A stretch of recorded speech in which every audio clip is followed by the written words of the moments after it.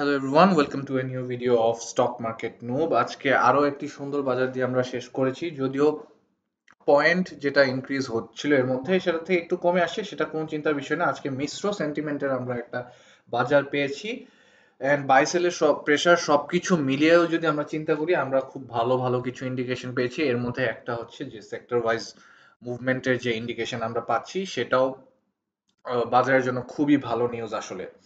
আজকের ভিডিওটি হবে ছোটখাটো একটি ভিডিও, কারণ আমরা কালকে আহ, বাদ জুমা কিছু প্ল্যান আছে, আমাদের একটা উইকলি ডিসকাশন সেশন রাখার ইচ্ছা আছে, and কালকে রাতে তো ভিডিও থাকছে রেগুলার।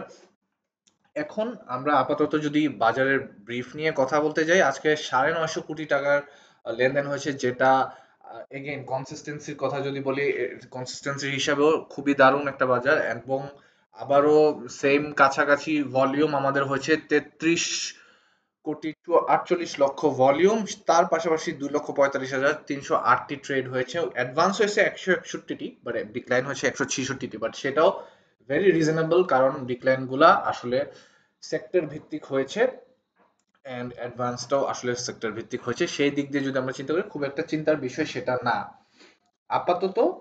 আমরা যদি বাজার আজকে কেমন বেড়েছে ওই চিন্তা করি, কেন বাজারটি আজকে সুন্দর সেটার রিজন হচ্ছে যে আমাদের সেক্টর ওয়াইজ মুভমেন্টের কথা বলছিলাম, সেটার মধ্যে আপনি যদি দেখতে পান, কয়েকদিন ধরে ইন্স্যুরেন্স একটু উকি ঝুঁকি দিচ্ছিল। আমি গতকালকের ভিডিওতেই বলেছিলাম যে ইন্স্যুরেন্স সেক্টরে কিন্তু ভালো লেভেলের কালেকশন হচ্ছে, লেনদেনের পরিমাণ বাড়ছিল, এন্ড অনেক সেক্টরের অনেক স্টকেরই কিন্তু আসলে কিছু কিছু করে দর বৃদ্ধি পেয়েছে। এন্ড আজকে আমরা দেখতে পেয়েছি অনেকগুলা ইন্স্যুরেন্স এর স্টকে কিন্তু দাম বৃদ্ধি পেয়েছে। And এর পাশাপাশি আমরা যদি জাস্ট বার চার্টে ইন্স্যুরেন্স সেক্টরটা দেখি, 43টা স্টক, জেনারেল ইন্স্যুরেন্সের 43টার মধ্যে 43টায় বৃদ্ধি পেয়েছে। লাইফ ইন্স্যুরেন্সের 14টার মধ্যে 13টা বৃদ্ধি পেয়েছে। এর মধ্যে একমাত্র অভাগা যে শেয়ারটা, সেটা হচ্ছে সোনালী লাইফের শেয়ারটা। এই শেয়ারটা নিয়ে আমরা রিসেন্টলি কথা বলছিলাম, জেড ক্যাটাগরির একটা শেয়ার, 42 থেকে উঠে প্রায় 60 পর্যন্ত এসে আছে। আজকে ডিভিডেন্ড ঘোষণা করা হয়, যেটা 10% ছিল। ইউজুয়ালি 2022 পর্যন্ত 20% ডিভিডেন্ড দেওয়া হয়েছে, সেখানে এবছর 10% পাওয়া হয়, সেটার একটা ইফেক্ট আজকে বলা যেতে পারে। বাট আজকে যে ডিভিডেন্ডটা ঘোষণা করেছে সেটা ছিল 2023 সালে। 2024-এর জন্য আমরা আরো একটা ডিভিডেন্ড পাবো, এন্ড তার সাথে যখন এটা জেড ক্যাটাগরি থেকে এই ক্যাটাগরিতে মুভ করবে, এরকম একটা শেয়ার প্রাইস অ্যাকচুয়ালি 80+ হওয়া উচিত। যাই হোক, এটা কোনো বাই সিগন্যাল না আমার আমার পক্ষ থেকে। আমি জাস্ট সেইং যে এটা কেন বাড়ে নাই, লাইফ ইন্স্যুরেন্স সেক্টরের সবগুলো শেয়ার বাড়লেও এখানে একটা ঘাটতি ছিল। যাই হোক, আমরা যদি ইন্ডেক্সে মুভ করি, ইন্ডেক্সে আজকে আমরা দেখতে পাচ্ছি 951 কোটি 78 লক্ষ যেই ভলিউম হয়েছে। তার পাশাপাশি আমরা ব্যাংক আবারও ডমিনেট করে গিয়েছে 218 কোটি টার্নওভার দিয়ে। এর পাশাপাশি গতকালকের মতো ফার্মাসিউটিক্যালস এখনো 120 কোটি, ওই রেঞ্জের আশেপাশেই আছে। প্লাস পার্সেন্টেজে হয়তো বা একটু কমে গিয়েছে, কিন্তু ইন্স্যুরেন্স অনেকটু দূর থেকে উঠে এসেছে। ইন্স্যুরেন্স এখন লেনদেনে দিক দিয়ে 8.34% কন্ট্রিবিউট করেছে আজকে টার্নওভারে, এন্ড আজকে থার্ড অবস্থানে আছে লেনদেনের দিক দিয়ে। সেটাই আসলে আমার বলার কথা, যে ইঙ্গিতটা এখানেই যে সিন্স এটা লেনদেনের হার বাড়ছে, টার্নওভার বাড়ছে, তার মানে হচ্ছে স্টকটাতে ভালো কিছু হওয়ার সম্ভাবনা আছে। এন্ড সেই কথা থেকে আমরা একটু চার্টটা খুব ব্রিফলি দেখে নিব। চার্টে যদি আমরা ইন্স্যুরেন্স সেক্টরের চার্টে যাই, আগে আমরা আমরা ইন্ডেক্স নিয়েও কথা বলবো, বাট ইন্স্যুরেন্স সেক্টর নিয়ে যেহেতু আমরা ভিডিওটা বানাচ্ছি, ইন্স্যুরেন্স নিয়ে একটু কথা বলে নিই।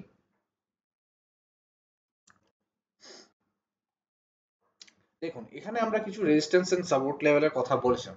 রেজিস্ট্যান্স যেটা পিছনে ছিল এই মাসের শুরুতে, মে মাস থেকে, এরপর জুন মাসের শেষের দিকে রেজিস্ট্যান্সকে চেস করতেছিল, তারপর হচ্ছে রেজিস্ট্যান্সের উপর কিন্তু ঘুরে দাঁড়িয়েছে। দেখুন, 32.2 তে যেই রেজিস্ট্যান্স ছিল, সেটার উপর উঠে সেখানে সাপোর্ট নিয়ে আজকে কিন্তু গতকালকের থেকে তুলনায় প্রায় দ্বিগুণ ভলিউম নিয়ে আজকে মোটামুটি 34 থেকে রিজেক্ট হয়ে এসেছে, 33.9-এ এখন অবস্থান করছে। আর যেরকম ভলিউম আছে, এই ভলিউমের আমরা যদি কন্টিনিউশন জাস্ট রবিবার আর সোমবার এই দুইটা দিন দেখি, তার মানে ইন্স্যুরেন্সের এখানে একটা ব্রেকআউট আমরা কনফার্ম করতে পারছি। তার পাশাপাশি আমরা যদি লাইফ ইন্স্যুরেন্স নিয়ে একটু দেখে আসি, লাইফ ইন্স্যুরেন্সে কি হচ্ছে, লাইফ ইন্স্যুরেন্স কিন্তু এখানের যে রেজিস্ট্যান্স সেটাকে এখনো চেস করছে, সেখানে থেকে উঠেছিল আজকে, বাট সেখান থেকে রিজেক্ট হয়ে রেজিস্ট্যান্সের ঠিক নিচেই শেষ করেছে। তাই ইন্স্যুরেন্সের পাশাপাশি ইন্স্যুরেন্স আমরা আগেও বলেছিলাম যে ইন্স্যুরেন্স যখন বাড়ে অ্যাকচুয়ালি সবগুলা বাড়ে, ইন্স্যুরেন্স বাড়া মানে লাইফ ইন্স্যুরেন্স ঘুরে ফিরে বাড়বেই। সেই হিসাব অনুযায়ী আজকে কিন্তু একটু হলেও ভলিউমে আমরা ইনক্রিজ দেখতে পেয়েছি, অ্যান্ড এই গ্র্যাজুয়াল ইনক্রিজ যদি আমরা ভলিউমে দেখতে পাই, আর এখানে মোটামুটি যদি এমএসিডি তে আমরা বাই সিগন্যাল পেয়ে যাই, মোটামুটি একটা ব্রেকআউট এর কনফার্মেশনের দিকে আমরা যাচ্ছি। কিন্তু এটা হয়তোবা ভেরি রিসেন্টলি হবে না, বাট আগে ইন্স্যুরেন্সের, জেনারেল ইন্স্যুরেন্সের খেলা শেষ হতে হবে, বা এর শেষের দিকে হয়তোবা লাইফ ইন্স্যুরেন্সের খেলাটা শুরু হতে পারে। That is my analysis. যাই হোক, আমরা আজকের যে টার্নওভারে এত বড় কন্ট্রিবিউশন রেখেছে ব্র্যাক ব্যাংক, আজকে দারুণ খেলেছে। পাশাপাশি আমরা একটু bank sector as a whole দেখি চার্টে। ব্যাংক সেক্টরের যেটা আমরা রেজিস্ট্যান্স গতকাল একে রেখেছিলাম 16.8 থেকে রিজেক্ট হয়ে আজকে 16.5 এ শেষ করেছেন। যেই জায়গায় শেষ করেছে সেটাও মোটামুটি একটা রেজিস্ট্যান্সই বলা যায়। এটা একটা সফট রেজিস্ট্যান্স থাকলেও মেইন রেজিস্ট্যান্স ছিল 16.8, বাট আজকে শেষ করেছে এই সফট রেজিস্ট্যান্সের কাছাকাছি। আমরা যদি ব্যাংকে ভলিউমের কথা বলি, ভলিউম যেমন গতকালকে বৃদ্ধি পেয়েছিল, এর কাছাকাছি ভলিউম কিন্তু দেখা গেছে, কিন্তু একটু সেল প্রেসার ছিল স্বাভাবিকভাবে। এই সেল প্রেসারের কারণে কিছুটা ভলিউমেও ডিক্রিজ দেওয়া গেছে, কিন্তু যেভাবে আমরা ব্যাংকে উঠতে দেখছি সেই হিসাবে মনে হয় না খুব সুন এটা থামবে। আমরা যদি টপ গেইনার গুলো দিকে ফেলি, TLFSL, TLIL, bank Asia, EIL, MTB bank আর ইন্স্যুরেন্স মিলে আসলে আমাদের টপ গেইনার্স সেকশন। এরপরে লুজার্সেও হাইডেলবার্গ সিমেন্ট, ওই যে ডিফারেন্ট ডিফারেন্ট সেক্টর থেকে আমরা দেখতে পাচ্ছি লুজার্স। আর ভ্যালুর দিক দিয়ে অবশ্যই ব্যাংক থাকবে। ব্যাট বিসি ছিল, বিএসসি ছিল, স্কয়ার ফার্মা, আইডিএলসি, কেবিপি, ডাব্লিউবিএল, এটা নিয়ে বেশ কথা চলছে। এটা হয়তোবা একটু কারেকশন পেতে পারে, কিন্তু এখন আবারও ব্যাংকের আধিপত্য দেখতে পাচ্ছি আমরা। ভলিউমের দিক দিয়ে বলে সিটি ব্যাংক আবারও মার্কেট জয়ী। সো ব্যাংক সেক্টরে খুব বেশি চেঞ্জেস আমরা দেখতে পাচ্ছি না। ব্যাংক সেক্টরে কারেকশন গেলে আমরা হয়তোবা টের পাবো, কিন্তু আগে রবিবার দেখি, রবিবার দেখলে বোঝা যাবে যে ব্যাংক সেক্টরের ফিউচার আসলে কি, এই যে রেজিস্ট্যান্স আছে সেটাকে চেস করে ভাঙতে পারবে কিনা।